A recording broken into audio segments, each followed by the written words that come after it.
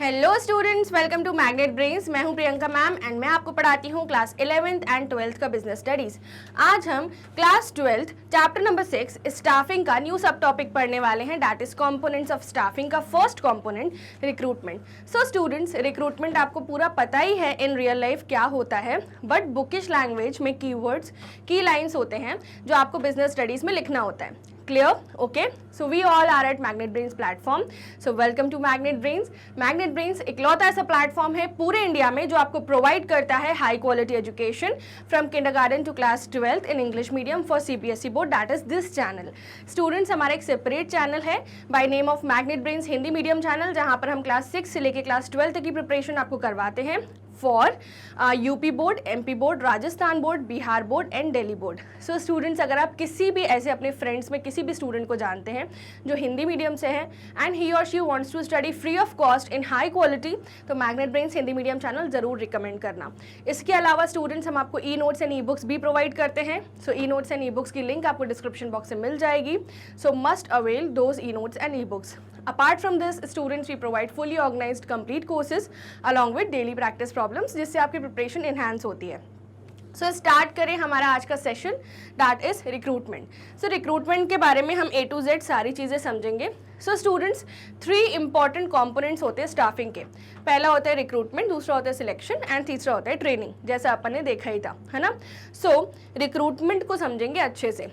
So let me just tell you that why recruitment, है ना। Before starting the topic, मैं आपको बताती हूँ रिक्रूटमेंट क्यों करना है, ठीक है। So एक ऑर्गेनाइजेशन है X limited, X private limited, ठीक है। अब ये जो ऑर्गेनाइजेशन है, दिस इज अ एडटेक। आजकल एडटेक का बिजनेस बहुत बूम पे आ रहा है, ठीक है। Magnet Brains is not an edtech, we can not call it an edtech, it is a not for profit organisation, है ना। वी कैन कॉल इट, क्योंकि यहाँ पर फ्री एजुकेशन का मोटिव क्या है, फ्री एजुकेशन, ठीक है। सो मैं एडटेक की बात कर रही हूँ जो आप ऑलरेडी जानते हैं मार्केट में प्रिवेलिंग एडटेक्स, ठीक है।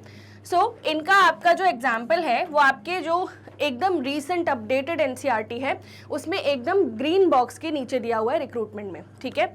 सो अब आपको पता होगा कि एडटेक जो होती है ये बहुत सारे कोर्सेज प्रोवाइड करती हैं, बहुत सारे कोर्सेज, ठीक है। जैसे मान लेते हैं हमारे इंडिया में प्रिवेलिंग कॉमर्स के सीए कोर्स होता है, एक सीएस कोर्स होता है, एक सीयूईटी कोर्स भी होता है टॉप कॉलेजेस के लिए, एक क्लैट का कोर्स होता है लॉ के एंट्रेंस, एनएलयूज के एंट्रेंस के लिए। इसके अलावा एक आईपी मैट का कोर्स होता है स्टूडेंट्स आईआईएम्स के लिए, ठीक है। सो मान लेते हैं इतने कोर्सेज थे। सो सबका एंट्रेंस लेवल, ये एडटेक अभी रिसेंटली ओपन हुई है तो सबका एंट्रेंस लेवल लॉन्च करने जा रहे हैं। सो एंट्रेंस के लिए यहाँ पर आपको 5 लोग लगेंगे जो नोट्स बनाएंगे, नोट्स पे वर्क करेंगे, 4 टीचर्स लगेंगे, उसके अलावा जो टेस्ट कॉपीज बनाने वाले, मॉक टेस्ट बनाने की पूरी टीम लगेगी, है ना, कम से कम 4 लोग। फिर सेल्स की टीम लगेगी, जो काउंसलर्स सेल्स, फिर उसके बाद जो पेरेंट्स डीलिंग जो हायर अथॉरिटीज़ होंगी वो लगेंगी, प्रोडक्ट मैनेजर लगेगा, बहुत सारी चीज़ें, बहुत सारे एम्प्लॉयज़ लगेंगे, ठीक है। सो अब हमने ये एनालाइज कर लिया कि हमें कंपनी कौन सी खोलनी है और हमने ये एनालाइज कर लिया कि इतने लोग लगेंगे, तो इतने लोग लगेंगे तो लोगों को क्या करना पड़ेगा, हायर। हमने क्या कर लिया, work force analysis and work load analysis, ठीक है। ये दोनों एनालिसिस के बाद हमें एग्जैक्ट पता है हमें कितने लोग लगेंगे, ठीक है। हमने मार्केट रिसर्च करी और हमें एग्जैक्ट पता है स्टूडेंट्स कि हमें कितने लोग लगेंगे। तो अब हम क्या करेंगे, इन लोगों को रिक्रूट, ठीक है। तो हम जो एप्लीकेशंस होती हैं वहां पर अपनी पोस्ट, वेकेंट पोस्ट डाल देंगे। We are hiring faculties, sales personals and the counsellors, product manager for this product, ठीक है। तो हम ऐसे पोस्ट डाल देंगे और उसके बाद एप्लीकेशंस आना चालू और वहीं से रिक्रूटमेंट का प्रोसेस बिगिन होगा। क्लियर? सो व्हाई रिक्रूटमेंट समझ में आ गया आपको, क्लियर है एकदम। Now recruitment means inducing or attracting more and more candidates to apply for vacant job position in the organization. So recruitment क्या होता है कि हमें क्या करना है, applications attract करनी है। इंड्यूसिंग और attracting more and more candidates to apply for vacant job positions. जो पोजीशंस खाली हैं ऑर्गेनाइजेशन में, जैसे मान लो आईटी सॉफ्टवेयर कंपनी है, वहाँ 3 इंजीनियर्स की रिक्वायरमेंट है जो जावा डेवलपर्स हैं, ठीक है। सो अगर कोई पोस्ट खाली है, ठीक है, तो उसकी हम क्या करेंगे, वैकेंसी पोस्ट करेंगे, ठीक है, कोई भी एप्लीकेशन पर या एडवर्टीजमेंट कोई भी दे देंगे कि we are hiring suitable candidates, ठीक है। उसके बाद क्या करेंगे, हम ये ऐसा क्यों कर रहे हैं, ताकि maximum to maximum more and more job applications आए, ठीक है। सो हम क्या कर रहे हैं, सीक कर रहे हैं जॉब एप्लीकेशंस।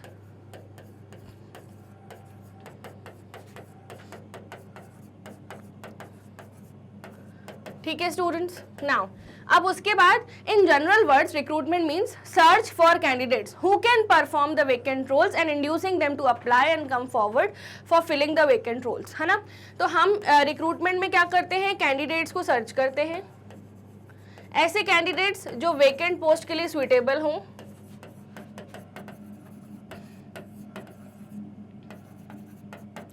जिन स्टूडेंट्स को वेकेंट का मतलब नहीं पता, स्टूडेंट्स वेकेंट मतलब होता है खाली जगह, है ना, किसी की रिक्वायरमेंट होती है, वो पोस्ट खाली है, उस जगह पे किसी को रखना है, ठीक है।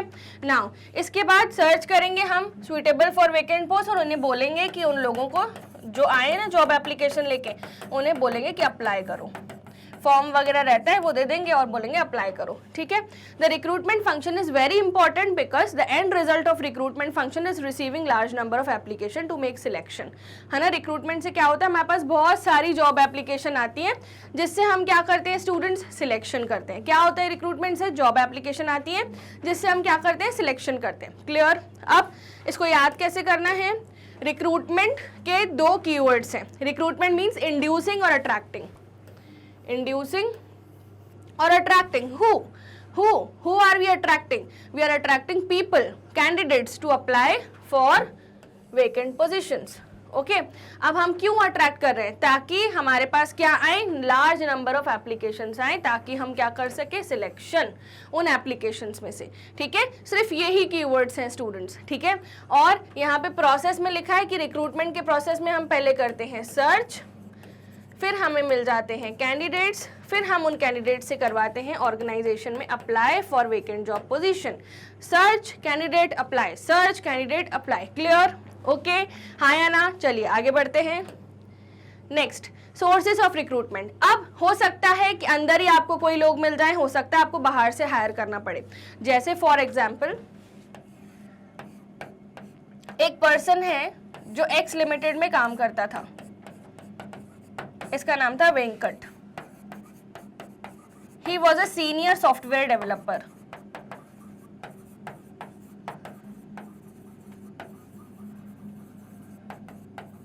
ठीक है, कुछ कारणवश वेंकट का एक्सीडेंट हो गया एंड उसकी डेथ हो गई,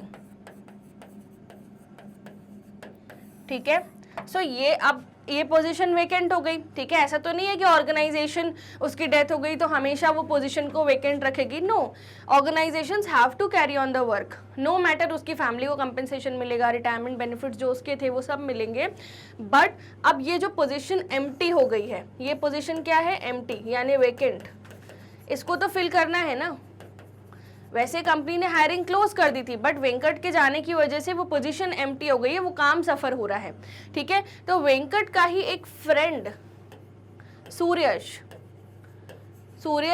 जूनियर सॉफ्टवेयर डेवलपर था। कौन था वो, junior software developer x limited में, और ये 4 साल से जूनियर सॉफ्टवेयर डेवलपर ही था। तो इसने इनके जो प्रोडक्ट मैनेजर हैं, जो ऐप वो बना रहे थे, वो प्रोडक्ट है, ठीक है, उसके प्रोडक्ट मैनेजर है, उनसे बोला कि सर मेरे को इस पोजीशन पे अगर आपको लगता है ठीक कि मैं कैपेबल हूँ तो मेरे को इस पोजीशन, ये वाली पोजीशन दे दीजिए। तो सर ने बोला व्हाई नॉट, हमारा कॉस्ट बचेगा और आपको तो सब कुछ पता ही है। तो यहाँ पर सूर्यश की जो पोजीशन है वो कहाँ पर आ गई, सूर्यश अब बन चुका है सीनियर सॉफ्टवेयर डेवलपर, ठीक है स्टूडेंट्स, समझ में आया। Suryash is now senior software developer.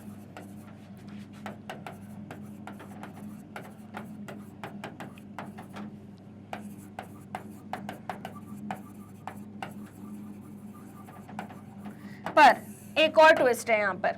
अब ये जो सूर्यश पहले जूनियर सॉफ्टवेयर डेवलपर था, वो जूनियर सॉफ्टवेयर डेवलपर की पोस्ट से हट के सीनियर सॉफ्टवेयर डेवलपर बन गया, यानी उसका क्या हो गया, प्रमोशन, है ना स्टूडेंट्स, उसका क्या हो चुका है, प्रमोशन। तो ये जूनियर सॉफ्टवेयर डेवलपर की पोस्ट तो खाली हो गई ना, ठीक है। अब कोई इंटरनल पर्सन था नहीं जो इस पोजीशन को ले सके, सूर्यज की जो पहले की पोजीशन थी, तो अब ये पोजीशन वेकेंट हो गई।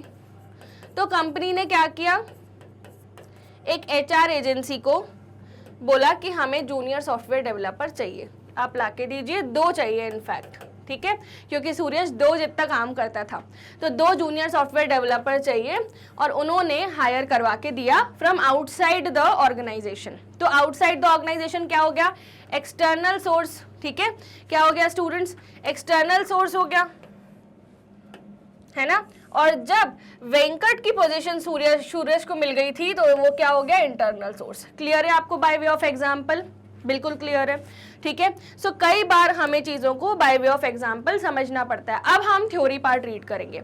Internal source of recruitment, under internal source of recruitment the vacant job positions are filled by inducing the existing employees. यानी जब हम ऑर्गेनाइजेशन के एग्जिस्टिंग एम्प्लॉयज का प्रमोशन कर दें या फिर उनको इंड्यूस कर दें, ठीक है, उनको मतलब कन्विंस कर दें कि आप ये वाली पोजीशन ले लो, आपका प्रमोशन हम कर रहे हैं, या फिर अगर डिमोशन भी हो रहा है तो भी कई बार हाई पैकेज पे लोग चले जाते हैं, ठीक है। Of the organisation the vacant job position are filled by using existing employees, यानी कंपनी के एग्जिस्टिंग एम्प्लॉयज ही उस पोजीशन को क्या करते हैं, फिल करते हैं, existing employees only, and no outsiders are permitted in internal sources, ठीक है। आउटसाइडर्स के लिए कौन सा सोर्स बना है, आउटसाइडर्स के लिए बना है एक्सटर्नल सोर्स। हमारे एग्जाम्पल में जो हमने 2 जूनियर सॉफ्टवेयर डेवलपर हायर किए वो क्या था स्टूडेंट्स, वो एक्सटर्नल सोर्स था। क्लियर, चलिए अब internal sources of recruitment is very popular, है ना, यूजुअली यही होता है, ठीक है। इंटरनल सोर्सेज ऑफ रिक्रूटमेंट ही हो जाता है, लोग प्रमोट होते जाते हैं अंदर ही अंदर एंड अपने रेफरेंसेस ले आते हैं, ठीक है। So, internal source of recruitment is very popular and common because of its advantages. Economical है, हमें hiring cost नहीं देनी पड़ रही, हमें ना ad डालनी पड़ रही है, ना हमें interviews लेने पड़ रहे हैं, ना ट्रेनिंग करवानी पड़ रही है, ना सिलेक्शन करवाना पड़ रहा है। So, इसलिए क्या है, ये इकोनॉमिकल है। इकोनॉमिकल मतलब पैसे बचते हैं, saving of money, saves money.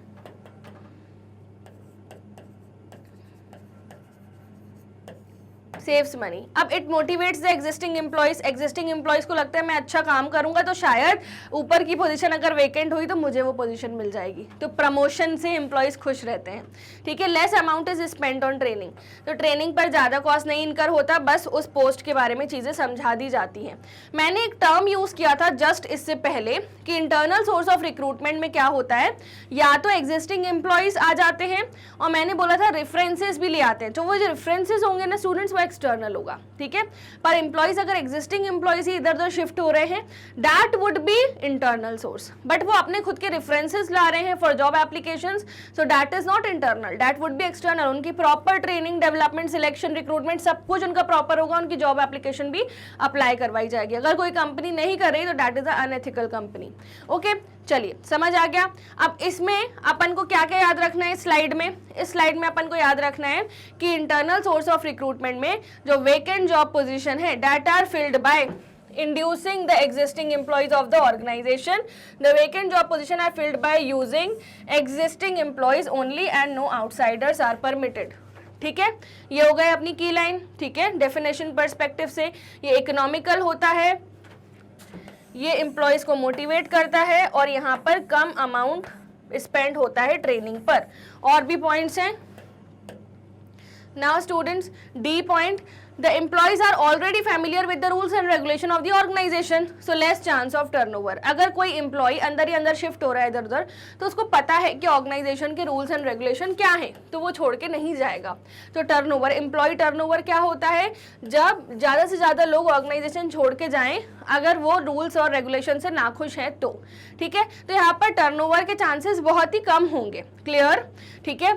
Improve performance of the employees, to get promotion employees show better performance. अब एम्प्लॉयज को पता है कि जैसे ही पोजीशन वेकेंट हुई मुझे चांस मिल सकता है, तो वो क्या करते हैं, अपनी परफॉर्मेंस ऑटोमेटिकली इंप्रूव करते हैं। क्लियर।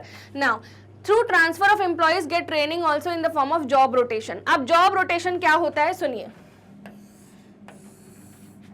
ठीक है। अब आपको पता है वेंकट हमारे एग्जाम्पल में सीनियर सॉफ्टवेयर डेवलपर था,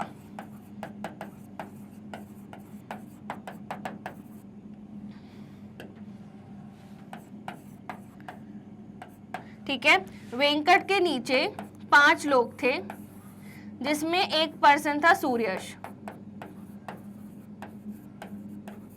ठीक है। वेंकट के ऊपर उसके प्रोडक्ट मैनेजर थे, प्रोडक्ट मैनेजर के ऊपर हेड ऑफ द डिपार्टमेंट थे और उनके भी ऊपर सीईओ थे, ठीक है। सो इस तरह की बॉटम यानी सबऑर्डिनेट टू सुपीरियर हायरार्की थी उस ऑर्गेनाइजेशन में, ठीक है, जो मैंने आपको एग्जांपल दिया था।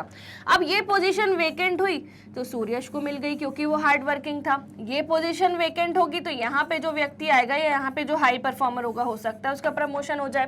तो ये क्या हो रहा है, ये जॉब रोटेशन हो रहा है, ठीक है। मतलब इंटरनल जॉब रोटेशन, एक ही हायरार्की में जॉब रोटेशन हो रहा है।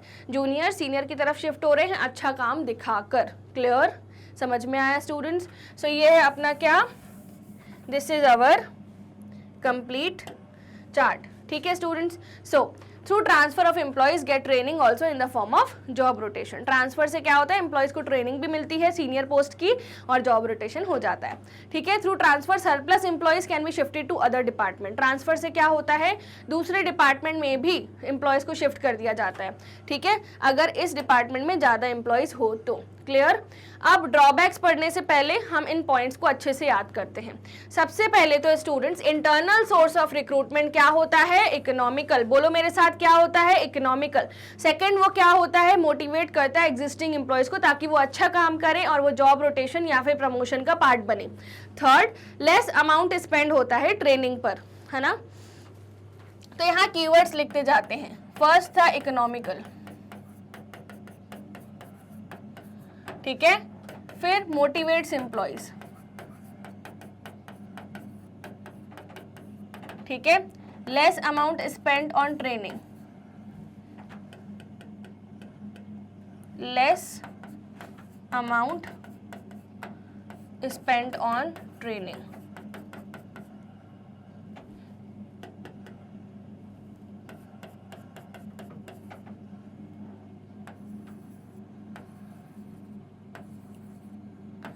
फिर फोर्थ, एम्प्लॉयज ऑलरेडी फेमिलियर होते हैं रूल्स एंड रेगुलेशन पे तो टर्नओवर लेस होता है, तो employee turnover is less. Employee turnover का मतलब क्या होता है, लोग नौकरी छोड़ के नहीं जाते जल्दी, ठीक है। इम्प्रूव परफॉर्मेंस ऑफ एम्प्लॉयज, जिससे प्रमोशन होता है, तो प्रमोशन की वजह से परफॉर्मेंस इम्प्रूव होती है, ठीक है। फिर नेक्स्ट होता है स्टूडेंट्स, ट्रांसफर से ट्रेनिंग जो है वो मिलती है जॉब रोटेशन के फॉर्म में, ठीक है। ट्रांसफर से एम्प्लॉयज को दूसरे डिपार्टमेंट में शिफ्ट कर दिया जाता है, तो ट्रांसफर्स भी मिल जाते हैं। इंटरनल सोर्सेज ऑफ रिक्रूटमेंट में सबसे ज्यादा ट्रांसफर होता है। अब ट्रांसफर 2 तरह का होता है, ठीक है। एक इंटरनल इंटर डिपार्टमेंट ट्रांसफर और एक इंट्रा डिपार्टमेंट ट्रांसफर।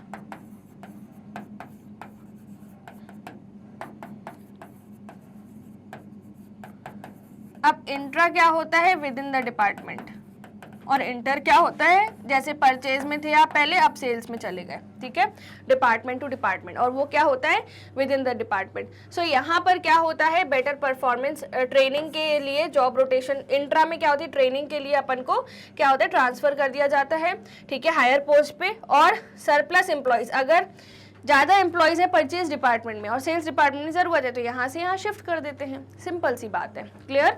तो ये सारे पॉइंट्स हैं। आप इन पॉइंट्स को एज कीवर्ड्स भी लिख सकते हो अपनी जो एकदम कीवर्ड्स वाली नोटबुक है उसमें, ठीक है। So economical, motivates employees, less amount लगता है ट्रेनिंग पर, एम्प्लॉय टर्नओवर लेस होता है, प्रमोशन की वजह से परफॉर्मेंस इंप्रूव होती है, ट्रांसफर जो है inter department transfer, intra department transfer, intra मतलब within the department higher position मिल जाती है, इंटर मतलब जिस डिपार्टमेंट में ज़्यादा लोग हैं और जिस डिपार्टमेंट में कम लोग हैं तो कम लोग वाले डिपार्टमेंट में ज़्यादा लोग से लोग शिफ्ट कर दिए जाते हैं, ठीक है। और इंट्रा में ट्रेनिंग की कॉस्ट इंक्लूड करनी पड़ती है, बिकॉज जब हम सुपीरियर पोजीशन पे व्यक्ति को डाल रहे हैं तो उसको उस लेवल की ट्रेनिंग मिलनी चाहिए, ठीक है। क्लियर है स्टूडेंट्स? अब ये बिल्कुल नहीं भूलना है अपन को, EMA EPT, ठीक है, क्लियर रहेगा। चलिए अब आगे बढ़ते हैं। नाउ स्टूडेंट्स, ड्रॉबैक्स क्या है इंटरनल रिक्रूटमेंट के? अब ड्रॉबैक्स ये हैं कि जो लोग टॉक्सिक हैं वो वहीं के वहीं प्रमोट होते जा रहे हैं, ठीक है। सो फ्रेश और न्यू आइडियाज नहीं आ रहे, है ना, उनको पता चल रहा है कि मैंने तो बना लिया अपनी ऑर्गेनाइजेशन में, मेरा तो प्रमोशन पक्का है, ठीक है, मैं तो सारे रूल्स एंड रेगुलेशन अच्छे से फॉलो करता हूँ, बट वो क्रिएटिविटी नहीं आ पा रही, है ना, उसकी सोच लिमिटेड है। So new ideas, new fresh ideas जो हैं वो नहीं आ पा रहे, ठीक है। नो न्यू फ्रेश और न्यू आइडियाज विल कम, ठीक है। There will be limited choice, हमारे पास कुछ ही लोग हैं, हमारे पास चॉइस लिमिटेड है। हम कौन है यहाँ पर? हम हैं HODs जो हायर कर रहे हैं, ठीक है। Not suitable for new organisation, new organisation के लिए बेस्ट होता है कि वो नए लोग हायर करें, और पुरानी ऑर्गेनाइजेशन फिर भी थोड़ा इंटरनल रिक्रूटमेंट कर सकती है। फ्रीक्वेंट ट्रांसफर में reduce the productivity of employee, अगर आप विद इन द डिपार्टमेंट या इंटर डिपार्टमेंट ट्रांसफर करोगे व्यक्ति का, तो उससे उसको क्या लगेगा, क्या मतलब मेरे को थोड़े दिन बाद यहाँ अच्छे से काम सीखूंगा, थोड़े दिन बाद किसी और डिपार्टमेंट में डाल देंगे, वो प्रोडक्टिविटी अपनी कम कर लेगा, ठीक है। सो ये ड्रॉबैक्स है कि न्यू आइडियाज नहीं आ पाते, लिमिटेड चॉइस है, न्यू ऑर्गेनाइजेशन के लिए सुटेबल नहीं है, और ट्रांसफर की वजह से जो एम्प्लॉय हैं वो डीमोटिवेट होते हैं, ठीक है।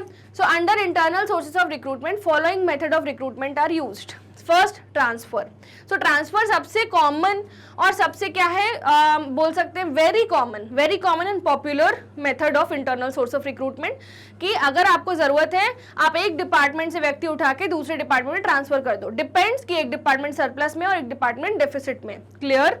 नाउ स्टूडेंट्स, अगर आपको ये टॉपिक अच्छे से समझ में आ रहा है तो वीडियो को लाइक करना जरूर, बिल्कुल लाइक करना, है ना, अभी करो। चलिए अब स्टूडेंट्स कमेंट बॉक्स में मुझे लिखो कि ट्रांसफर का एक एग्जाम्पल आप मुझे बताओ कमेंट बॉक्स में। मैंने आपको 3-4 एग्जाम्पल्स दिए, अब आप एक एग्जाम्पल खुद से भी बना सकते हो। आपकी जो बुक्स हैं that is Poonam Gandhi, exam idea, Sandeep Garg, these are your refreshers which are most common and popular in the market. So अगर आपके पास रिफ्रेशर्स हैं तो ट्राई किया करो कि उसके केसेस को समझा करो। Cases are the key to success in business studies. Cases समझेंगे ना अपन तो बेटर होगा। NCERT में आपको प्रोजेक्ट असेसमेंट वाले कॉलम में केसेस दिए होते हैं, वो वाले भी केसेस पढ़ा करो, है ना। कई बार लॉन्ग आंसर के नीचे जो प्रोजेक्ट असेसमेंट वाले केसेस दिए रहते हैं आप उसे इग्नोर कर देते हो, पर मैं अपने MIQs में आपको वो क्वेश्चंस करवाती हूँ, ठीक है। चलिए सो ट्रांसफर की बात करें तो ट्रांसफर मतलब एम्प्लॉयज को शिफ्ट करना एक जॉब पोजीशन से दूसरी, वो भी सेम लेवल ऑफ अथॉरिटी पर, ठीक है। जैसे मान लीजिए कोई अल्फा एक डिपार्टमेंट है, ये सॉफ्टवेयर कंपनी है, एक है सॉफ्टवेयर कंपनी,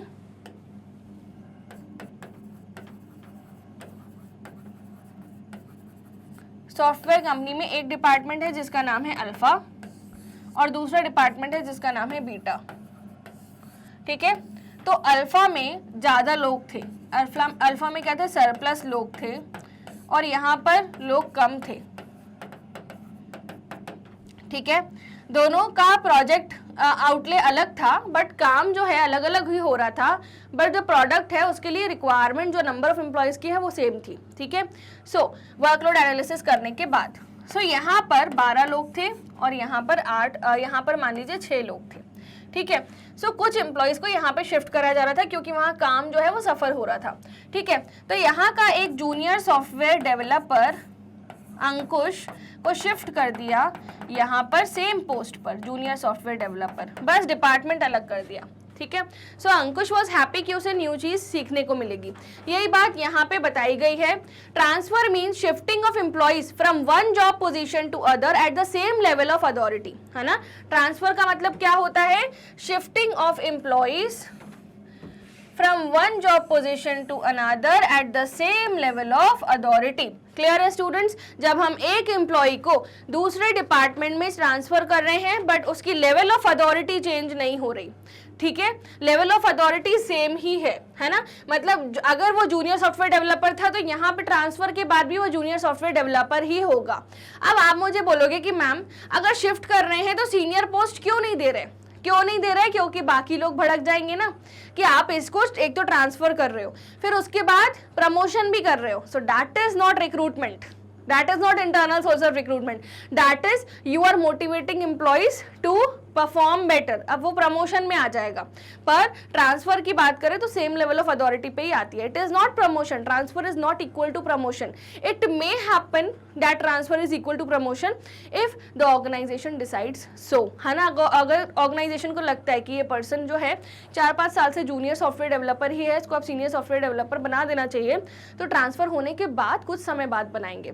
ट्रांसफर उस वक्त बना देंगे ना तो पूरे जो एम्प्लॉयज है वो बोलेंगे how can this happen, what are we are also doing hard work, why you have not promoted us, ये सारे इश्यूज ऑर्गेनाइजेशन फेस करेगी। तो हर वक्त एक प्रमोशन की साइकिल होती है जो यूजुअली अक्टूबर में होती है। अक्टूबर में रिव्यू किया जाता है वर्क एंड उस बेसिस पे प्रमोशन किया जाता है, तो ऑर्गेनाइजेशन वही साइकिल अपनाती है, ठीक है। चलिए, so generally with the transfer there is no change in the compensation level. Transfer में सैलरी नहीं चेंज होती। अगर उसकी सैलरी अल्फा डिपार्टमेंट में 50,000 रुपये महीना थी तो यहाँ पर भी 50,000 रुपये महीना ही होगी बीटा डिपार्टमेंट में भी, ठीक है। Now there is no change even in his rank, responsibilities and prestige. ना ही उसकी जो पोजीशन है उसमें कोई चेंज है, ना ही रैंक में, ना ही रिस्पॉन्सिबिलिटी में, और ना ही रैंक में, रिस्पॉन्सिबिलिटी में और प्रेस्टीज यानी उसकी गुडविल में कोई भी चेंज नहीं आता है। बस वो एक जगह से उठा के दूसरी जगह पटक दिया जाता है। Only the place of working is changed, ठीक है। Now for example transfer of clerk from accounts department to purchase department. Same मैंने भी एग्जाम्पल ऐसा ही कुछ दिया है, इस वाले एग्जाम्पल को लिख लेना, इससे ज्यादा क्लैरिटी आती समझ में, ठीक है। नाउ स्टूडेंट्स चलिए ट्रांसफर के बाद देखते हैं क्या दिया है, प्रमोशन। तो मैंने आपको बोला था ना transfer is not equal to promotion. Promotion happens once in a year और may be twice in a year, it depends on the organisation. But transfer के वक्त अगर प्रमोशन कर दिया तो फिर बाकी इंप्लॉइज गुस्सा हो जाएंगे मैनेजर से, ठीक है। सो promotion refers to shifting of employees from one job position to other with higher level of authority, है ना। जैसे कि उस एग्जाम्पल में सूर्यश को वेंकट की पोजीशन दे दी थी क्योंकि ही वॉज वर्किंग वेल, ठीक है। So in promotion the authority level, rank, responsibility and prestige improve और इंक्रीज, है ना। तो जैसे यहाँ पर जूनियर सॉफ्टवेयर डेवलपर था कोई जिसकी 50,000 तनख्वाह थी, अब वो प्रमोट होके बन गया है सीनियर सॉफ्टवेयर डेवलपर, उसकी 1 लाख तनख्वाह हो गई, 50% हाइक हुआ है उसका, because he was working extraordinary well. उसकी गुडविल भी बढ़ गई, उसकी प्रेस्टीज भी बढ़ गया, उसकी रिस्पॉन्सिबिलिटी बढ़ गई, अब वो ज़्यादा काम करेगा, अपने अंडर में जूनियर सॉफ्टवेयर डेवलपर्स को हायर करेगा। अब ये वाली इमेज देखो, फिर mister Ram because of your excellent management is promoting you to the position of plant superintendent, है ना। तो ये मैनेजर क्या बोल रहे हैं राम को कि आपने इतना अच्छा काम किया कि हम आपको प्रमोट कर रहे हैं। तो इसने बोला oh thank you sir, I am so blessed to be part of this organisation, ठीक है। सो प्रमोशन क्या होता है, जब आपकी तनख्वाह, रिस्पॉन्सिबिलिटी, रैंक, आपका लेवल सब बढ़ जाता है, ठीक है। Generally with the promotion there is a increase in compensation और salary also. For example promotion of clerk to accountant, है ना, promotion of junior developer to senior developer. Clear है स्टूडेंट्स? चलिए अब आगे बढ़ते हैं। External source of recruitment, internal एकदम क्लियर है। इंटरनल में हमने क्या क्या पढ़ा, देखिए सोर्सेज ऑफ रिक्रूटमेंट 2 होते हैं, हमने पढ़ा था।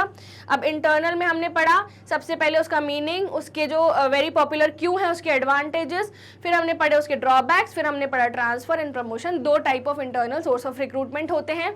अब हम आएंगे students external source of recruitment में। अभी तक आपको एकदम क्लियर है? यस, लाइक करो इस वीडियो को, चैनल को सब्सक्राइब करो अगर अभी तक नहीं किया तो, एंड स्टूडेंट्स इसको रीड करो, देन हम आगे बढ़ते हैं with the external source. So students अब हम स्टार्ट करने जा रहे हैं एक्सटर्नल सोर्स ऑफ रिक्रूटमेंट, ठीक है। इंटरनल एकदम क्रिस्टल क्लियर हो गया। एक्सटर्नल स्टार्ट करने से पहले let me give you an example, ठीक है। सो एक कंपनी थी, let's take a fresh page for this example because it is very important. So एक कंपनी थी, मान लीजिए स्टूडेंट्स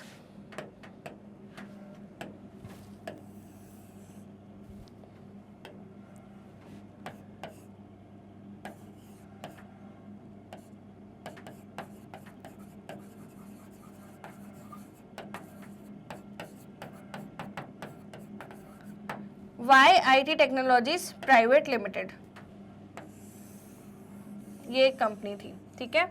नाउ इस कंपनी में यूजुअली क्या होता था कि जब भी फॉरेन से कोई प्रोजेक्ट आता था तब वर्किंग स्टार्ट होती थी, है ना। This is usually popular for its dealing with the clients outside India, है ना। So what does it deal in?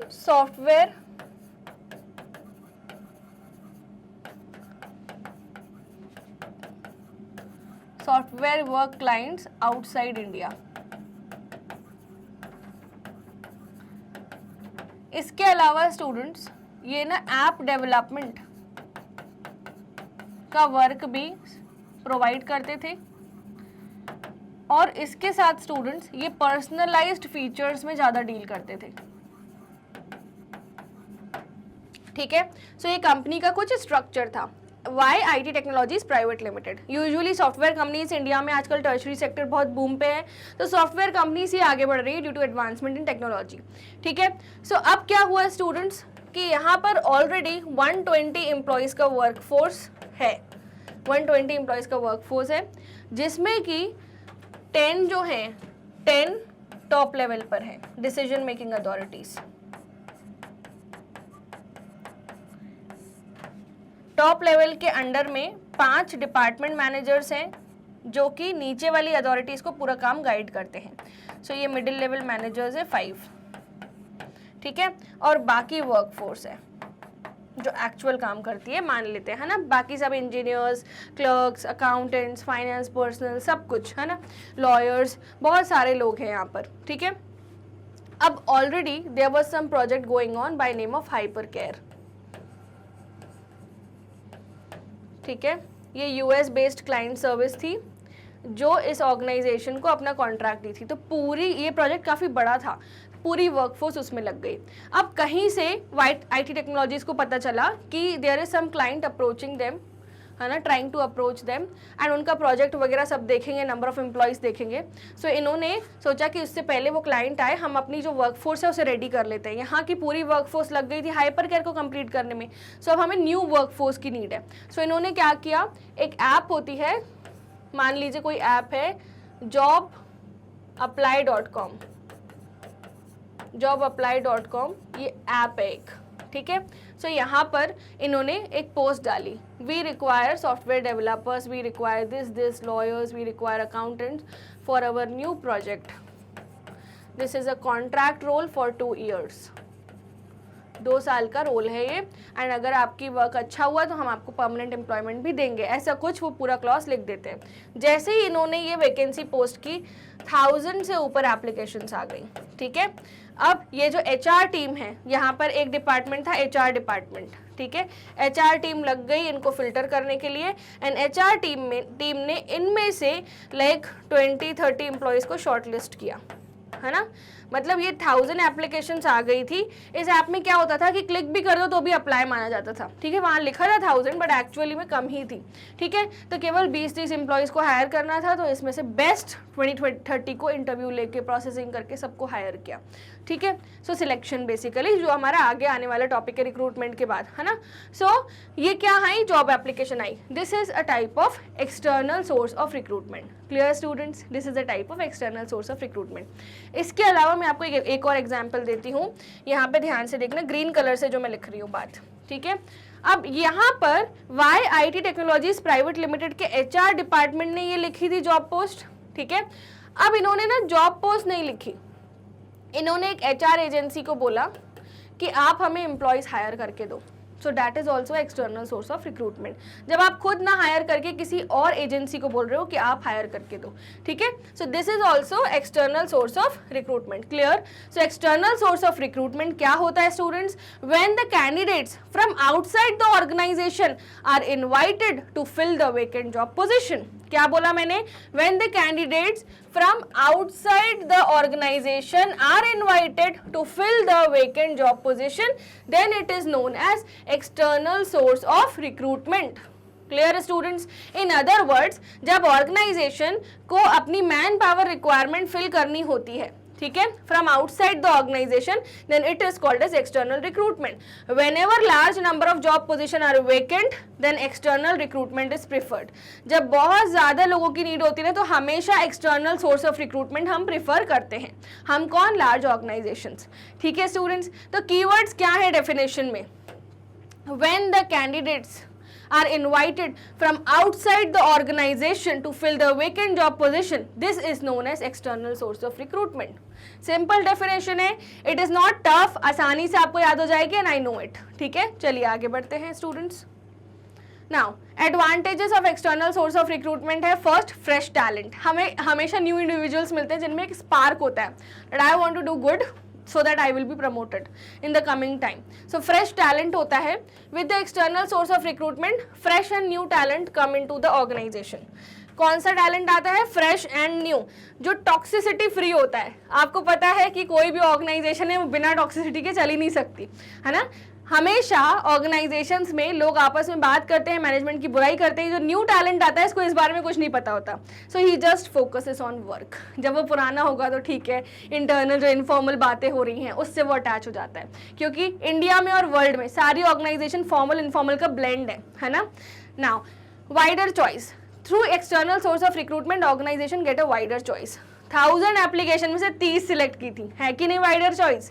ठीक है, qualified personal. By using external recruitment manager can get qualified and trained person. आप job description में डालो कि आपको इस क्वालिफिकेशन के लोग चाहिए, IIT से बंदे चाहिए, तो आपको IIT के लोग मिलेंगे. ठीक है, आप उन लोग को हायर करो. सो यहाँ पर क्वालिफाइड एंड ट्रेन्ड पर्सन भी आपको मिल जाते हैं if you are willing to pay that much to them, है ना. आप उनको जॉब के मार्केट के हिसाब से अच्छी कंपनसेशन दे रहे हो तो वो क्यों नहीं आएंगे आपके पास काम करने.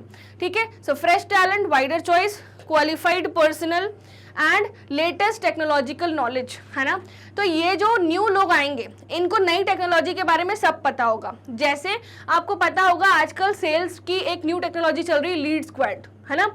तो ये सब नई टेक्नोलॉजीज के बारे में आपको पता होगा, जैसे new HR software, new calling system, है ना, जो वर्कलोड को रिड्यूस करेगा. ठीक है, so through campus placement organisation can get employees with latest technology knowledge, है ना. तो टेक फ्रेंडली लोग आएंगे ज़्यादा से ज़्यादा. कॉम्पिटिटिव स्पिरिट, अब क्योंकि नए लोग हैं तो इनमें ना एक कॉम्पिटिटिव जज्बा होगा इनके अंदर काम करने का. ठीक है, so through external recruitment when outsiders join the organisation, this develops a competitive spirit in the existing employees of the organisation, है ना स्टूडेंट्स. तो ऐसा होता है कि एक अगर वो आके अच्छा काम करके देंगे तो ऑर्गेनाइजेशन में जो ऑलरेडी काम कर रहे हैं वो सोचेंगे, oh I need to work really hard, that person is going so far, है ना. ये सब चीज़ें देखनी पड़ेंगी. Okay, now students, demerits. Demerits पढ़ने से पहले मेरिट्स को याद कर लें. फर्स्ट है फ्रेश टैलेंट, फिर वाइडर चॉइस, क्वालिफाइड पर्सनल मिलते हैं, लेटेस्ट टेक्नोलॉजी इक्विप्ड होते हैं और कॉम्पिटिटिव स्पिरिट डेवलप होती है. सो FWQLC.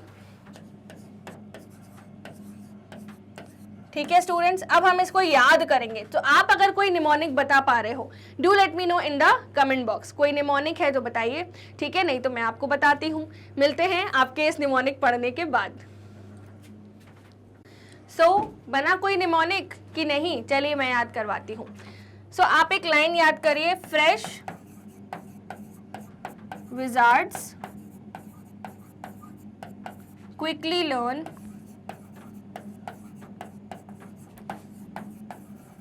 Competitiveness.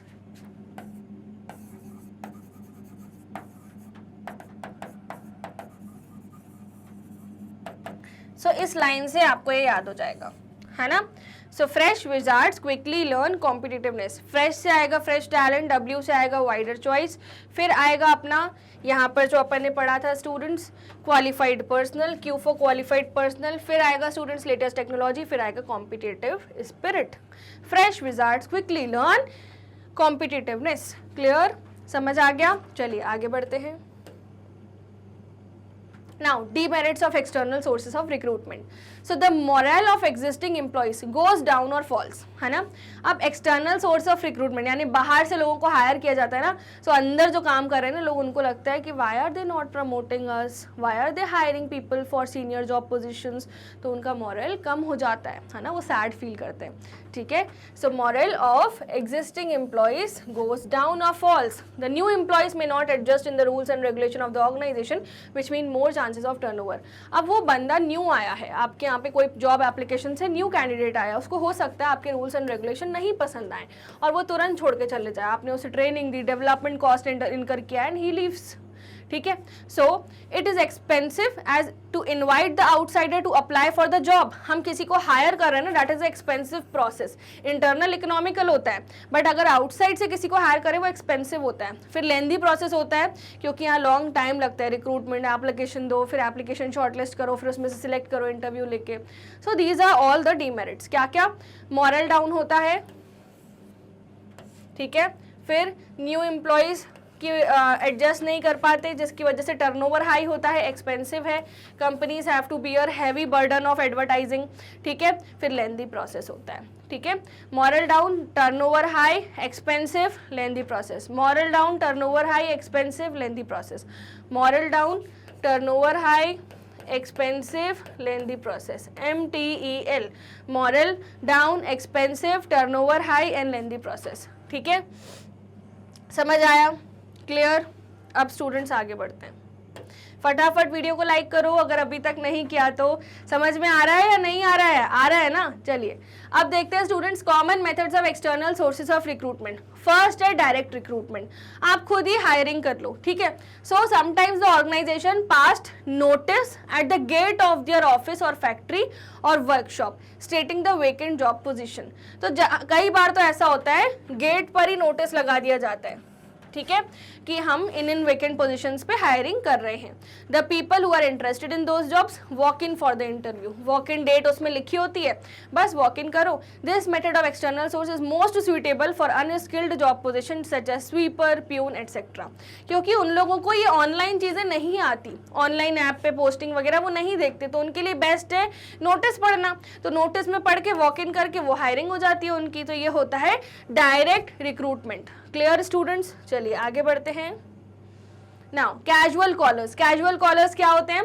Generally large organisation maintain an application file in which they keep all the pending applications which the job seekers leave with at the reception. Sometimes the application of suitable candidates who were not selected in the previous year selection process are also kept in the application file. This application file is considered as waiting list, है ना. तो ये जो waiting list होती है क्या होती है?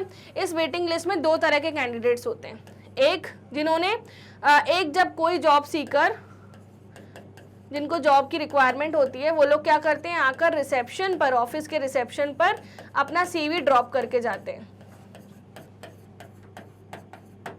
और दूसरी कैटेगरी कौन होती है? जिन्होंने पहले अप्लाई किया था, जिन्होंने पहले अप्लाई किया था और सिलेक्ट नहीं हुए, पर कंपनी ने उनके एप्लीकेशन को संभाल के रखा है और इन दोनों को नाम दे दिया किसका? वेटिंग लिस्ट का. इन दोनों को किसका नाम दे दिया स्टूडेंट्स? वेटिंग लिस्ट का. क्लियर? अब जब भी कोई जॉब पोजीशन वेकेंट होती है तो ये वेटिंग लिस्ट निकाली जाती है और इनको कॉल कर दिया जाता है. तो इनको बोलते हैं अपन कैजुअल कॉलर्स. ठीक है. तो ये भी एक्सटर्नल सोर्स ऑफ रिक्रूटमेंट होता है. ये वो लोग हैं जो पहले आए थे या फिर इनकी एप्लीकेशन रिजेक्ट हुई थी, फिर उन एप्लीकेशन को अपन ने ड्रॉप करके वेटिंग लिस्ट में डाल दिया. ठीक है. और जो रिसेप्शन पे आके CV ड्रॉप करके जाते हैं ना हार्ड कॉपी में, तो वो लोग भी इसमें इंक्लूड होते हैं. उनको काय में डाल दिया जाता है? वेटिंग लिस्ट में. तो जब भी ऑर्गेनाइजेशन में लोगों की नीड होती है तो कैजुअल कॉलर्स कॉल करके इनको बुला लेते हैं और इनकी हायरिंग हो जाती है. ठीक है. Now advertising. This is the most popular thing, है ना. So the most common and popular method of external recruitment is advertising about the vacant job position. ठीक है. तो vacant job position जैसे मैंने आपको एग्जांपल दिया था, jobapply.com पे डाल दो. ठीक है. So vacant job position के लिए एडवर्टीजमेंट जो है मोस्ट पॉपुलर है ना, सबसे पॉपुलर मेथड है. और ये MCQ में भी आता है कि कौन सा मोस्ट पॉपुलर मेथड है ना students. So the organisation select the media of advertising keeping in mind the requirement of the job position. For the job of an accountant advertisement can be given in a chartered accountant journal, है ना. Accountant accountant की need है तो chartered accountant journal में advertisement दे दो। Unskilled and lower rank job position की need है तो एडवर्टीजमेंट जो है आप किस में दे दो, लोकल या रीजनल न्यूज़पेपर में, ठीक है।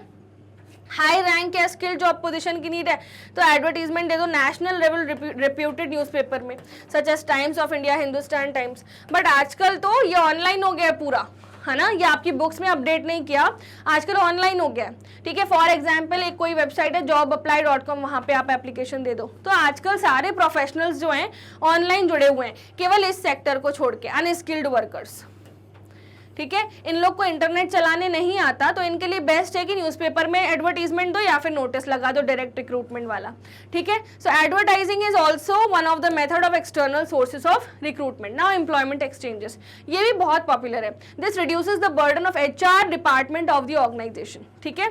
क्या बोला मैंने? It reduces burden. Now, Government Employment Exchanges Act as middlemen between the job seekers and the organization, है ना। तो Government Employment Exchanges Act ये किस तरह से एक्ट करते हैं? Middleman between job seeker and the organisation. ये है ऑर्गेनाइजेशन, ये है व्यक्ति जिसको जॉब चाहिए, ये है सब जॉब सीकर्स।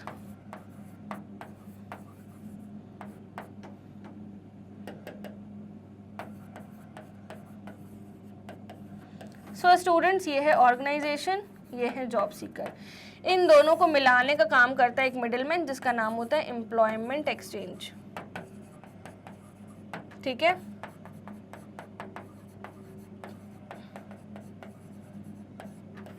ठीक है। नाउ ये लोग क्या लेते हैं? कमीशन। इनको क्या फायदा होता है? Commission. Now, who have vacant job positions in the job seeker leave their biodata and details of their qualification with the employment exchanges, and when the organization approach the employment exchanges, suitable candidates are sent. आजकल तो बहुत बड़ा fraud भी चल रहा है इसमें students, कि ये जो एम्प्लॉयमेंट एक्सचेंज है बोलते हैं कि 1000 रुपये दोगे, 10,000 दोगे तो नौकरी लगवा देंगे, ठीक है, जबकि इनको ऑलरेडी ऑर्गेनाइजेशन कमीशन पे कर रही है, ठीक है, बट स्टिल इनकी खुद की अलग करप्शन है। नाउ आगे बढ़ेंगे। Placement agencies and management consultant, ये भी चल रहा है एम्प्लॉयमेंट एक्सचेंजेस के अलावा। तो प्लेसमेंट एजेंसीज, मैनेजमेंट कंसल्टेंट्स क्या होते हैं? Placement agencies provide nation wide service of matching demand and supply of the workforce. ये क्या करते हैं? वर्कफोर्स की डिमांड एंड सप्लाई को मैच करते हैं, ठीक है।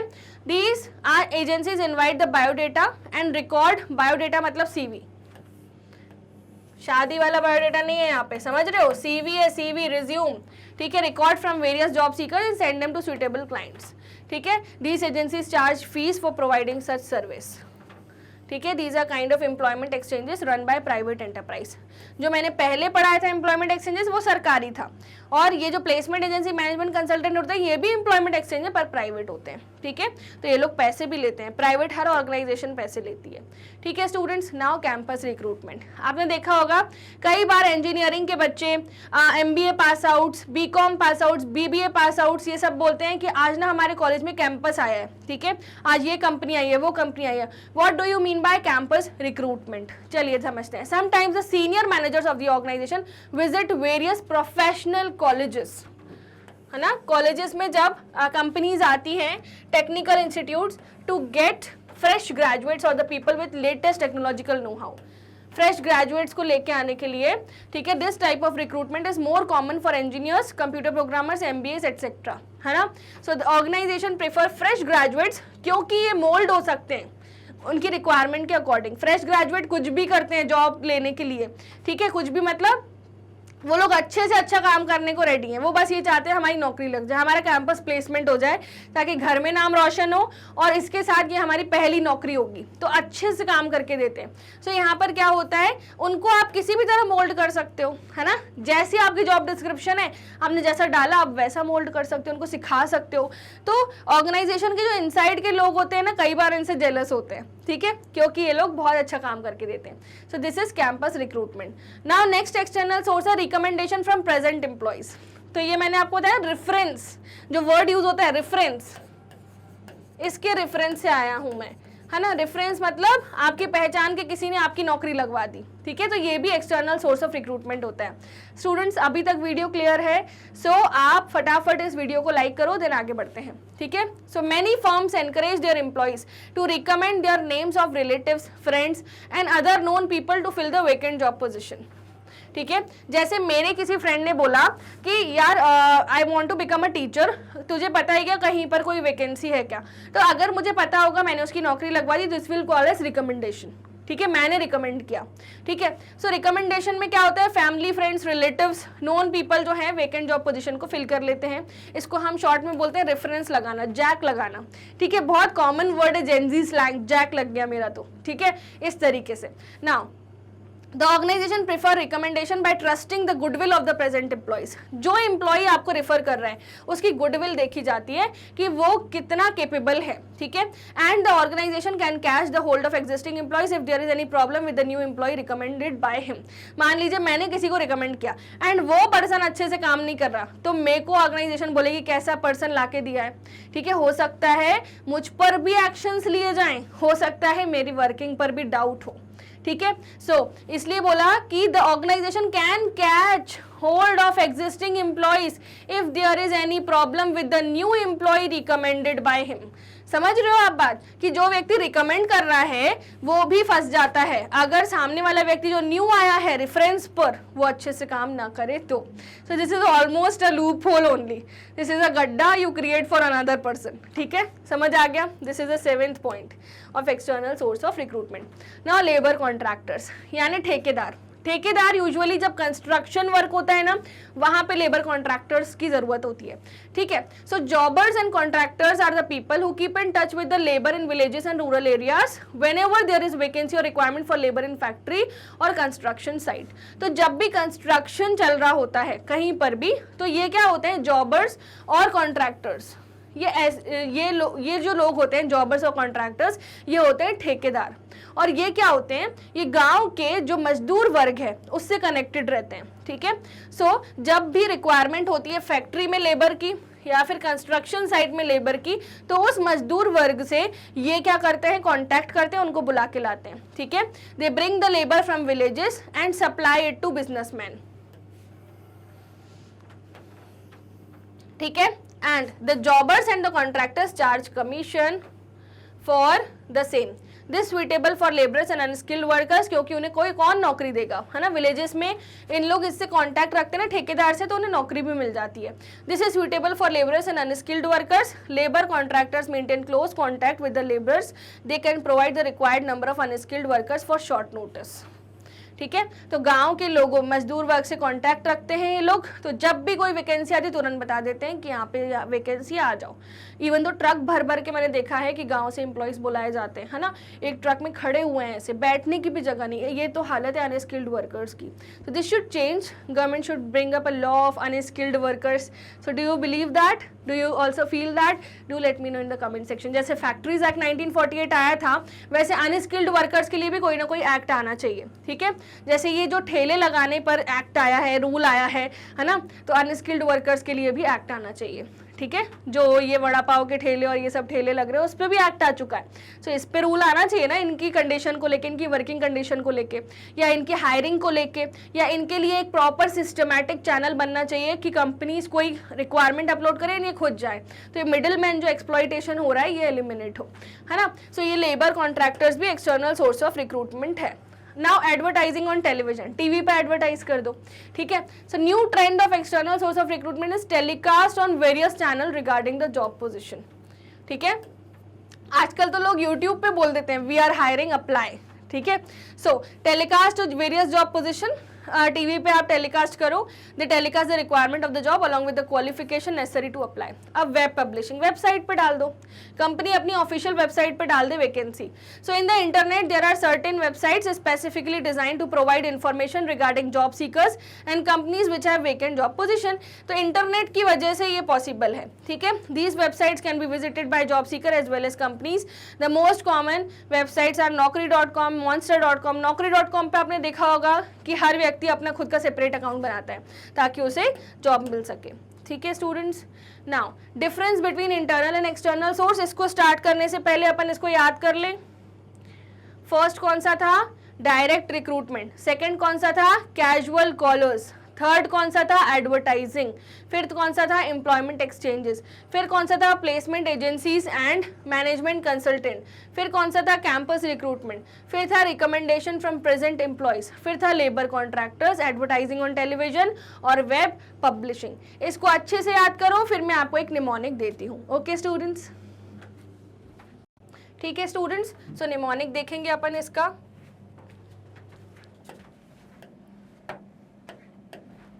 Dolphins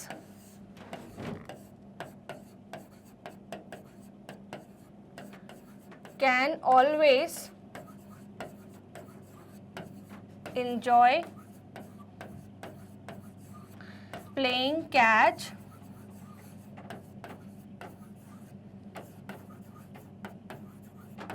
running,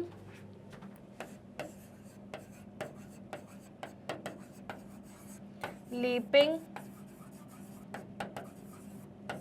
and weaving।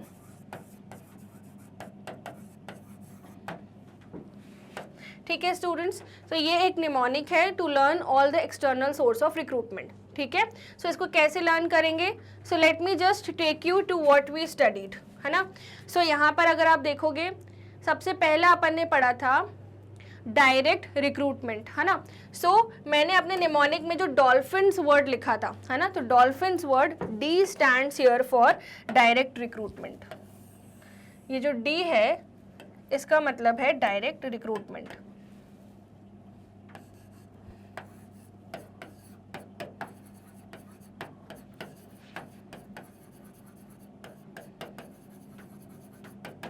ठीक है, अब वापस आते हैं हमारी आगे की प्रोसेस पे। डायरेक्ट रिक्रूटमेंट के बाद मैंने आपको बताया था कैजुअल कॉलर्स, है ना। सो कैजुअल कॉलर्स के बाद क्या था स्टूडेंट्स, एडवर्टाइजिंग।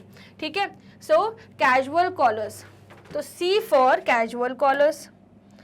ठीक है, तो ये जो सी है, कैन का सी है, this will bring us to another thing that is casual callers. ठीक है, ऑलवेज, ऑलवेज से क्या आएगा स्टूडेंट्स, ऑलवेज से आएगा एडवर्टाइजिंग।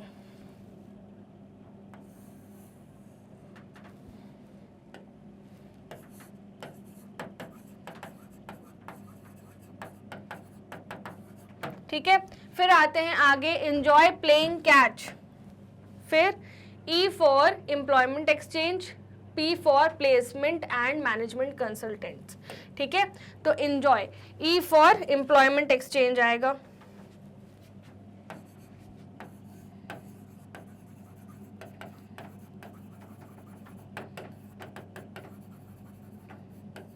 ठीक है, फिर P for placement and management consultants.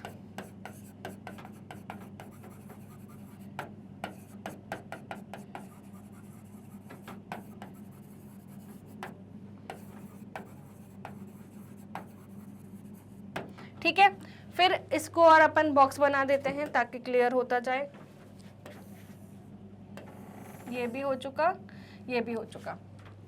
ठीक है, अब आगे देखते हैं। Campus recruitment, recommendation from the present employees. ठीक है, सो कैंपस रिक्रूटमेंट, इधर का जो सी है, this C is for campus recruitment.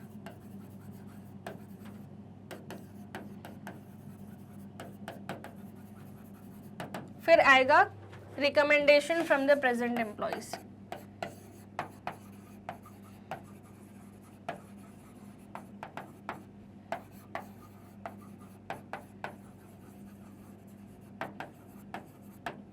ठीक है, इस पे भी मैं बॉक्स बना देती हूँ रनिंग से। फिर leaping, so leaping and weaving, है ना स्टूडेंट्स। सो ये यहाँ पे तीन है, leaping and weaving. So L for labour contractors, A for advertising and W for web publishing. ठीक है, सो L फॉर लेबर कॉन्ट्रैक्टर्स,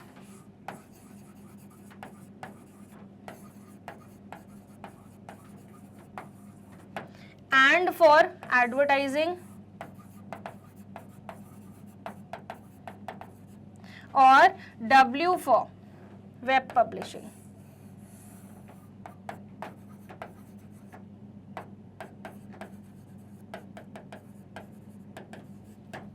ठीक है, इस पे भी मैं बॉक्स बना देती हूँ ताकि आपको वर्ड्स एकदम क्लियर रहे। ठीक है, सो ये हो गया अपना कंप्लीट चार्ट। मैं थोड़ा सा स्क्रीन से बाहर जा रही हूँ स्टूडेंट्स, तो देखिए dolphins can always enjoy playing catch, running, leaping and weaving. So dolphins का D, first point direct recruitment, can का सी कैजुअल कॉलर्स, ऑलवेज का ए एडवर्टाइजिंग, एंजॉय का एम्प्लॉयमेंट एक्सचेंज, और प्लेइंग का आएगा placement and management consultant, catch का आएगा campus recruitment. अब यहाँ पे आइए, रनिंग से आएगा recommendation and recommendation from present employees, leaping से आएगा लेबर कॉन्ट्रैक्टर्स, वीविंग से आएगा वेब पब्लिशिंग, और एंड से आएगा एडवर्टाइजिंग। याद होगा या नहीं? अगर external source of recruitment question आया तो एक ही लाइन दिमाग में गूंजनी चाहिए, dolphins can always enjoy playing catch, running, leaping and weaving. Dolphins can always enjoy playing catch, running, leaping and weaving. Clear? This takes me a lot of time to make mnemonics for you. What you have to do is learn properly. I just only one thing from you students, learn properly. Okay? Now आगे बढ़ते हैं। So students, अब आते हैं हमारे new topic पर, that is difference between internal and external source of recruitment. इसको पढ़ेंगे। तो फर्स्ट पॉइंट है यहाँ पर meaning. So internal source of recruitment मतलब एग्जिस्टिंग एम्प्लॉयज का यूज करो, making use of existing staff to fill up the vacant job position in the organisation. और एक्सटर्नल सोर्स ऑफ रिक्रूटमेंट का मतलब होता है making use of new personnel और outsiders to fill up the vacant job position in the organisation. Making use of new personnel और outsiders to fill up the vacant job position. ठीक है, time इसमें less time consuming होता है, ये ज़्यादा, क्योंकि पूरी एप्लीकेशंस को शॉर्टलिस्ट करके सिलेक्ट करना होता है। फिर इकोनॉमिकल, ये प्रोसेस ज़्यादा इकोनॉमिकल है, यानी कम पैसे लगते हैं। It does not involve any cost for searching external sources, और ये बहुत कॉस्टली है क्योंकि यहाँ पर न्यूज़पेपर, मैगजीन सब में एडवर्टाइज करना पड़ता है। ठीक है, क्वालिटी, यहाँ लिमिटेड चॉइस होती है और क्वालिटी बेटर नहीं होगी। ठीक है, और ये वाइडर चॉइस प्रोवाइड करता है और बेस्ट क्वालिटी प्रोवाइड करता है। आप यहाँ पे खुद सिलेक्ट कर सकते हो। ठीक है, मॉरल ऑफ द एम्प्लॉयज, यहाँ पे मॉरल बूस्ट होता है और यहाँ पे मॉरल डाउन होता है। ठीक है, सिंपल सी बात है, ये भी मैंने आपको डिटेल में पढ़ाया था। नाउ पढ़ लीजिए पूरा। This method boost up the morale of the employees because existing staff gets a chance of promotion. This method brings down the morale of the employees as they do not get the chance of growth and development. Clear है students? अब आगे देखते हैं sources of recruitment. Internal sources में promotion और transfer होता है। फिर एक्सटर्नल में मैंने आपको ये सारे पढ़ा दिए। डॉल्फिन्स कैन, वो वाला पूरी लाइन है ना, क्या लाइन थी देखिए, dolphins can always enjoy playing catch, running, leaping and weaving. So dolphins can always enjoy playing catch,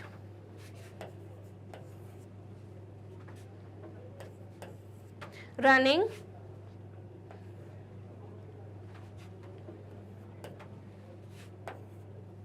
leaping and weaving. ठीक है, एंड में ये आएगा है ना, एंड वीविंग 6, 7, 8, 9 यहाँ पे आएगा। ठीक है स्टूडेंट्स, सो इस लाइन से आप ये याद कर सकते हो। Dolphins can always enjoy, enjoy से ये वाला पॉइंट आएगा। ठीक है, सो ये वाली लाइन से आप याद कर सकते हो external sources of recruitment. Clear? Internal में केवल दो ही थे, प्रमोशन एंड ट्रांसफर। ठीक है स्टूडेंट्स, ये वाला बिल्कुल नहीं भूलना है। डायरेक्ट रिक्रूटमेंट मतलब D for dolphins. Can always enjoy, तो कैन से आएगा casual callers. Always, so always से आएगा एडवर्टाइजिंग। एंजॉय से आएगा एम्प्लॉयमेंट एक्सचेंजेस। प्लेइंग कैच, तो प्लेइंग से आएगा placement agencies and management consultant. Catch से आएगा कैंपस रिक्रूटमेंट।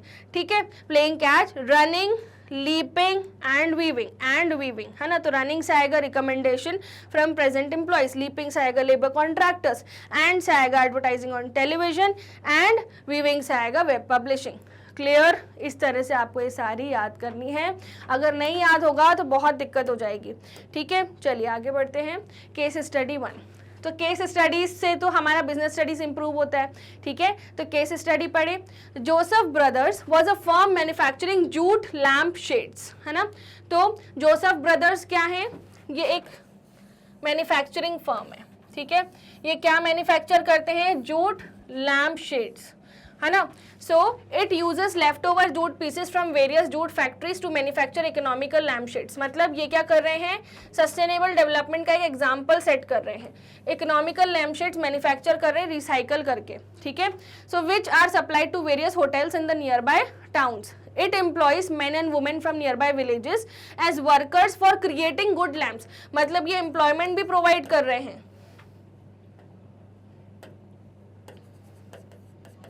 employment भी प्रोवाइड कर रहे हैं कहाँ पर, विलेजेस में। तो मतलब ये अच्छा काम कर रहे हैं ओवरऑल अभी तक। तो Joseph brothers is not able to meet it target, मतलब ये अपने टारगेट मीट नहीं कर पा रहे हैं, ठीक है। Namish the supervisor of the company was told to analyse the reasons for the poor performance.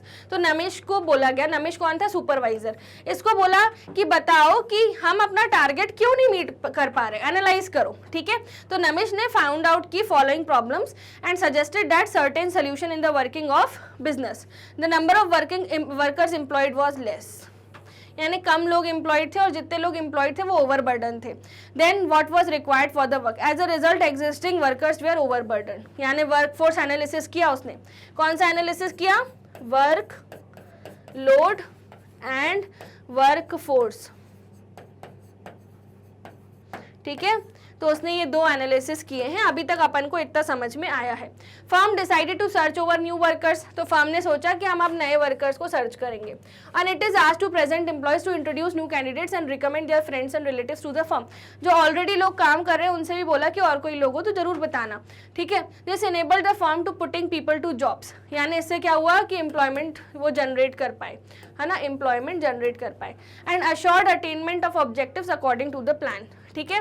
So identify the function of management being performed by the firms in the above situation. कौन सा management function firm perform कर रही है, staffing and controlling, है ना। अब यहाँ पे वो मत लिख देना रिक्रूटमेंट सिलेक्शन, मैनेजमेंट फंक्शन पूछा है तो फंक्शन 5 ही होते हैं, planning, organising, staffing, directing, controlling. तो यहाँ पर कंट्रोलिंग क्यों, क्योंकि सिचुएशन को संभाला। कौन सी सिचुएशन को, जो वर्कलोड ज्यादा हो रहा था, करंट ओवरबर्डन हो रहा था वर्कर्स पे, ठीक है। सो और स्टाफिंग मतलब न्यू वर्कर्स को हायर किया। तो दो फंक्शन यहाँ एक्सप्लेन किए गए हैं। Okay, name the concept and its source used by the firm to attract more workers to the firm. So recruitment, external source of recruitment क्या, external source of recruitment में क्या था, रनिंग डॉल्फिन्स वाला में running वाला line, recommendation of employees, ठीक है, clear. Now case study 2, Orient Limited expanding its business operation. Orient Limited क्या अपने बिजनेस ऑपरेशंस को बढ़ा रही है। All the department heads were asked to fill up the man power requisition form and estimate the annual requirement of skilled and unskilled workers, है ना। तो एक फॉर्म जनरेट हुआ, मैन पावर रिक्विजिशन फॉर्म। इससे ये फॉर्म किस चीज के लिए है कि कितने स्किल्ड वर्कर्स की जरूरत है, कितने अनस्किल्ड वर्कर्स की जरूरत है, ठीक है। तो डिपार्टमेंट हेड्स को बोला गया कि ये काम करो, है ना, मैन पावर रिक्वायरमेंट को पता करो, ठीक है। सारे डिपार्टमेंट हेड्स ने रिक्विजिशन फॉर्म सबमिट करे एचआर मैनेजर को, ठीक है। एचआर मैनेजर ने सारा डेटा कंपाइल किया और 89 चाहिए थे स्किल्ड वर्कर्स, यानी जो निपुण हो काम में, और अनस्किल्ड वर्कर्स यानी नॉर्मल लेबर जो हैं वो चाहिए थे 265, ठीक है। After this recruitment and further selection procedure was followed. इसके बाद रिक्रूटमेंट सिलेक्शन फॉलो हुआ। कौन सी कंपनी थी, फिर से देखो, ओरिएंट लिमिटेड, ठीक है। Name and explain the method of recruitment which would be most appropriate in the above case. तो अनस्किल्ड के लिए न्यूज़पेपर में दे दो, है ना, एडवर्टीजमेंट। स्किल्ड के लिए अपन जो अनस्किल्ड के लिए तो लोकल न्यूज़पेपर में दे दो, और स्किल्ड या फिर कॉन्ट्रैक्टर से बुलवा लो, है ना। और स्किल्ड के लिए कोई भी मेथड आप अडॉप्ट कर सकते हो। तो स्किल्ड के लिए placement agencies, advertising, campus recruitment सब चलेगा। अनस्किल्ड के लिए लेबर कॉन्ट्रैक्टर, है ना, ठेकेदार से बोलो वो लाके देगा सारे मजदूर वर्क, क्योंकि उसका उसी से कॉन्टैक्ट होता है। यही मैंने आपको सिखाया था, ठीक है, सिंपल सी बात है। नाउ आगे देखते हैं, हो गया अपना चैप्टर, सॉरी ये सब टॉपिक खत्म। ओके स्टूडेंट्स, तो हमने अच्छे से पढ़ा पूरा, निमोनिक्स भी पढ़े, डॉल्फिन्स वाला एक्सटर्नल सोर्स ऑफ रिक्रूटमेंट उसके पहले भी निमोनिक कराए थे। सो सारे निमोनिक्स को अच्छे से लिखा करो एंड सेपरेट उसके नोट्स बनाया करो। Okay, so that's all for this video students. आप सभी जिस प्लेटफॉर्म पे हैं दैट इज मैग्नेट ब्रेन्स, ये आपको प्रोवाइड करता है हाई क्वालिटी एजुकेशन, वो भी 100% फ्री। यस स्टूडेंट्स, हम आपको इंग्लिश मीडियम की भी तैयारी कराते हैं, हिंदी मीडियम की भी। जिस चैनल पर आप अभी हैं इसको बोलते हैं magnet brains English medium channel. Please इसको लाइक करो, सब्सक्राइब सब्सक्राइब करो अगर अभी तक नहीं किया तो। यहाँ हम केजी से लेके क्लास 12 तक की प्रिपरेशन आपको करवाते हैं। इसके अलावा जितने भी वीडियोस हमारे यूट्यूब चैनल पर, वेबसाइट पर, ऐप पर आप सभी स्टूडेंट्स देखते हैं केजी से लेके 12 तक फॉर सीबीएसई बोर्ड, वो सारे फ्री हैं, ठीक है। You don't have to pay anything for it. इसके अलावा स्टूडेंट्स जो हिंदी मीडियम चैनल है वहाँ पर हम इन स्टेट बोर्ड्स की तैयारी कराते हैं, that is Delhi board, Bihar board, UP board, MP board and Rajasthan board, जहां पर हम क्लास 6 से लेके क्लास 12 तक की प्रिपरेशन आपको करवाते हैं। सारे वीडियोस आपको मिलते हैं फ्री ऑफ कॉस्ट और स्टूडेंट्स पूरे लेक्चर्स हाई क्वालिटी में हैं। तो आपको अगर किसी भी ऐसे स्टूडेंट से आपकी पहचान है जो हिंदी मीडियम से है और इन फॉलोइंग स्टेट बोर्ड्स की तैयारी कर रहा है, तो उसको आप ज़रूर मैग्नेट ब्रेन्स हिंदी मीडियम के बारे में बताना। अपार्ट फ्रॉम दिस स्टूडेंट्स, ये हमारी ऐप और वेबसाइट है। Here we provide you fully organised complete courses along with daily practice problems. Along with that जो हमारे यूट्यूब चैनल है, यहाँ पर हम डेली आपके लिए लेक्चर्स लेके आ रहे हैं। बिजनेस स्टडीज़ के मैं लाइव सेशन लेती हूँ जहाँ पर मैं आपको केस स्टडीज़ भी करवाती हूँ every Wednesday and Thursday 4 to 5 PM। इसके अलावा हम आजकल शॉर्ट्स, कस्टम वीडियोज़, आपकी केस स्टडीज़ भी कवर कर रहे हैं। So please be connected with each and every video on our YouTube channel. इसके अलावा स्टूडेंट्स ये e notes and e books हैं। सो अगर आपको नोट्स बनाने में दिक्कत होती है, ई बुक्स चाहिए, उसकी लिंक डिस्क्रिप्शन बॉक्स में प्रोवाइडेड है। Now these are our other social media handles, Facebook, Instagram, Twitter, Telegram and WhatsApp. Next time you open these, do follow Magnet Brains. Click on this video, hit the like button, share to your friends, subscribe to the channel. See you in the next session super soon.